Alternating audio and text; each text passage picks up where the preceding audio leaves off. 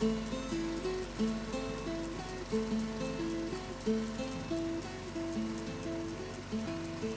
Spanglish a language?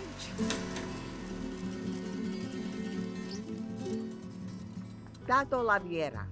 Two expressions existentially wired, two dominant languages continentally abrazándose en colloquial combate en las aceras del soil. Imperio Spanglish emerges, control pandillaje sobre territorio bilingual.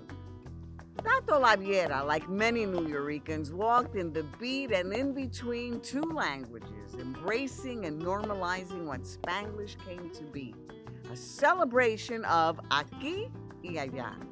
Spanglish is the prime example of how Diasporican communities face adversity and challenge the status quo by integrating into a new country on their own terms. Coined by Puerto Rican journalist Salvador Tio, as Spanglish was intended as a warning against the introduction of anglicized expressions into the Spanish language. Nevertheless, Puerto Ricans living in the U.S. challenged this stigmatization by producing literary work and creating cultural centers that embraced the mixing of English and Spanish. Spanglish became a means of cultural affirmation for Puerto Ricans who were raised or born in the United States by proclaiming a hybrid sense of Puerto Ricanness. New Yorican Poets Cafe, a celebrated Puerto Rican institution in New York City, has embraced this source of empowerment for more than 50 years. Since its foundation, poets, musicians, playwrights, and multimedia artists alike have found inspiration and, through their work, have resisted the assimilation to mainstream culture and linguistic standards. Now, in the 21st century, could the linguistic practices of bilingual Puerto Rican poets, musicians, and writers, known as Spanglish, become a new named language? Some linguists, like Ilan Stavans, believe Spanglish is a new American language, while others, like Professor Ricardo Otegui, think that this is a different variant of Spanish that can be understood as the Spanish of the U.S. On a similar note, fascinated by how different languages interact and coexist, researchers have been documenting the Hispanicization of Miami English. Linguists have been studying how the second and third generations of Hispanics living in Miami are influencing native English speakers.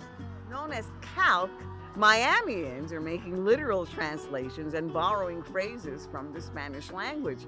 For example, instead of saying, "She recommended this to me," Miamians might say, "She recommended me this. Ella me recomendó esto." Despite the growing evidence that languages are ever evolving and widely mixed, the political purpose of asserting that pure languages do exist and should become the standard has yet to be discussed. The idea of a neatly delimited or uncontaminated language can be traced back to the 15th century, when languages were thought of as tools of imperial interests and colonization. Although the invention and teaching of unmixed languages have helped empires and nation states to unify their political power, languages are so much more.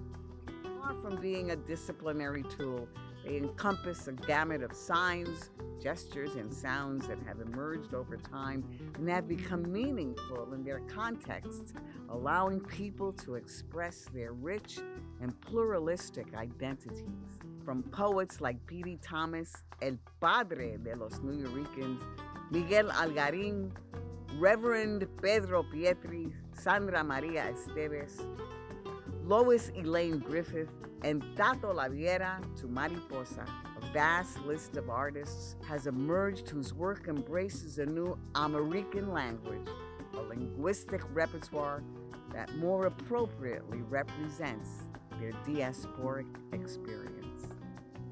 American, speaking new words in Spanglish tenements, fast-tongue moving street corner, que corta talk being invented at the insistence of a smile.